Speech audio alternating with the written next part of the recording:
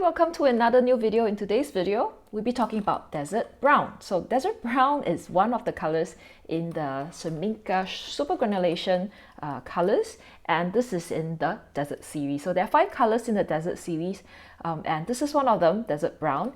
And the pigments used in this color are PY159, PR108, PBK11. We talk about PY159, the volcano yellow, and the PR108, volcano red.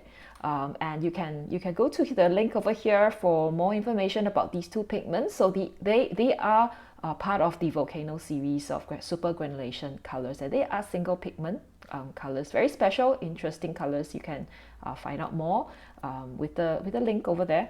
And with an addition of PBK11, so PBK11 is masked black, right, and gives you this, like the mixture gives you like a brown. So we all know that the red plus a yellow give you an orange, and plus a black probably gives you a brownish orange color. So that's why you call it like a brown. So it's called Desert Brown. So if you look at the pigment information, it says that on the label says it's semi-opaque, semi-transparent, semi-opaque. And it has 5 stars on the light fastness rating, meaning it has excellent light fastness.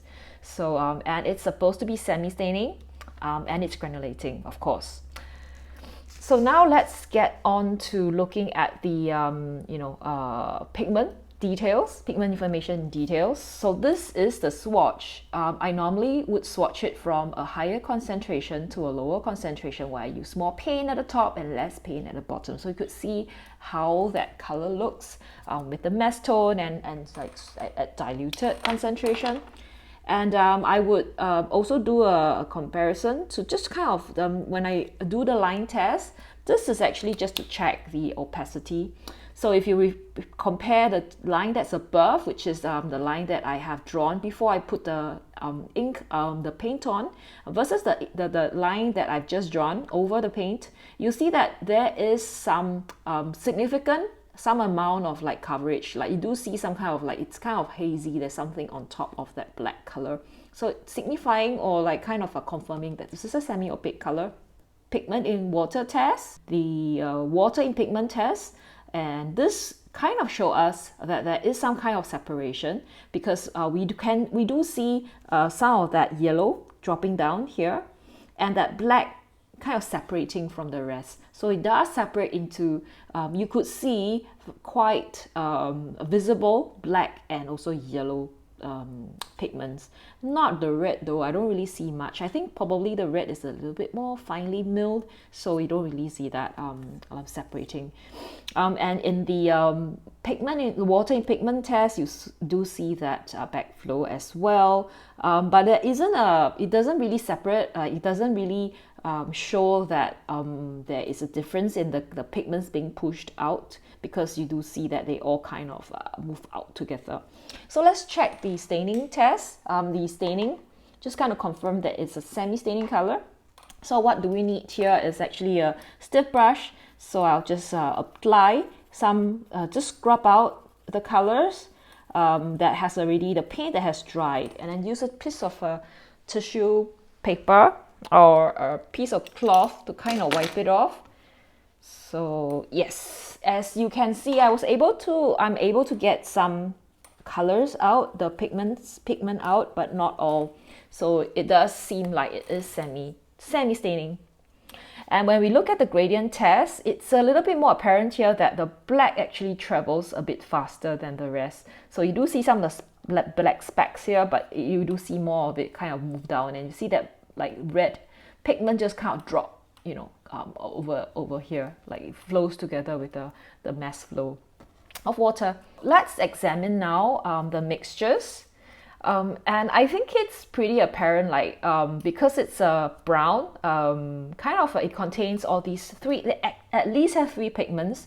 So when you add it to the colors in the 12 colors on the color wheel, all you see is like, think of it as adding like a brown pigment or like a blackish pigment to these colors. They, you know, it causes desaturation, and also mute the color down. So I think it feels to me like a little bit like the haze color, how it desaturates color, but it does add a little bit like warmth to them. So when you compare the warm colors, you don't really see much of a difference, except that they get duller, the color desaturates. But for, let's say, the gray, the purple and the blues, you do get them looking like, you get more olive color, olive greens. You get some of these like umber color, burnt umber, dark umber color. And let's look at what are the similar colors. I don't really think because of the separation, that yellow does come out very readily. Because of that separation, you don't really see much colors that are similar. I don't think they are, because they are kind of special. These are the super granulation colors. But if we look at the colors that are in the super granulation series, we do have some browns, right? So there's in fact, galaxy brown, glacier brown, volcano brown, and haze brown. This is desert brown, but I do not think it belongs to the brown section, because it's a lot less dark. It's lighter, it's more yellowish. So I think it's actually closer to the orange series. So we do have like desert orange, volcano orange, and tundra orange. I think it's very close to tundra orange, but the tundra orange does look a little bit more yellowish.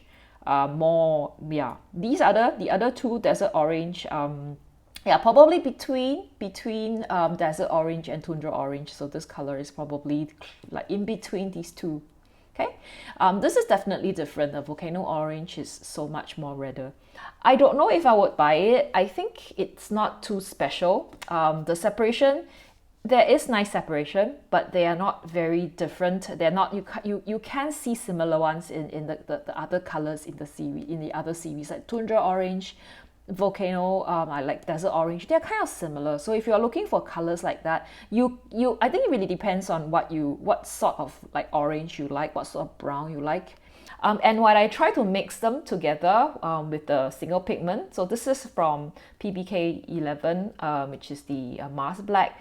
When I try to mix them, I do get this, and I think it's pretty close to what we have. Okay, so this is really very easy. So if you do have volcano yellow, you have volcano red, you have the Mars Black, or some would actually call it lunar black. It's easy to mix. I don't think I would buy it, because there are so many browns and it's so easy to get browns. So no, I don't think I'll get this color. But anyway, let's see how we use this color in a shopfront drawing. This is what I use. What I've used the desert brown on. This is one of the really old shop houses in Singapore.